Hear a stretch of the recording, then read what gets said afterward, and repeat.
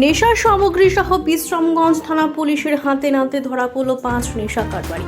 জানা যায়, গোপন সংবাদের ভিত্তিতে বৃহস্পতিবার সন্ধ্যা রাতে বিশ্রামগঞ্জ বাজারে 5 জন নেশা কারবারিকে নেশার সামগ্রী সমেত আটক করেন বিশ্রামগঞ্জ থানার পুলিশ।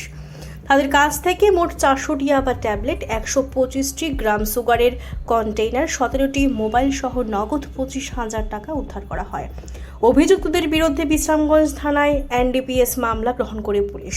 বিস্তারিত শুনব বিশ্রামগঞ্জ থানার ওসি সুবিমল দেবনাথ কি বলছেন।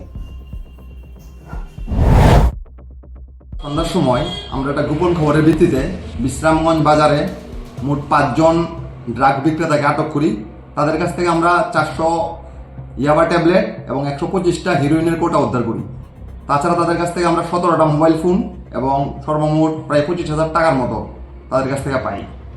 তাদেরকে আমরা একটা এনডিপিএস কেস নিয়ে তাদেরকে অ্যারেস্ট করেছি এবং আজকে তাদেরকে আমরা বিশালগড় কোর্টে প্রেরণ করেছি। এই 5 জন ছাড়াও তাদের কাছ থেকে আমরা কয়েকজনের নাম জানতে পেরেছি। তাদেরকে আমরা অ্যারেস্ট করার জন্য আমরা চেষ্টা চালিয়ে যাচ্ছি। স্যার, যে কোটি জিনিস আটক করেছেন সেটির বাজার মূল্য কত হতে পারে আনুমানিক?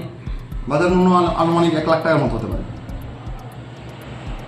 আগামী দিনে আপনাদের এই প্রচেষ্টা জারি থাকবে।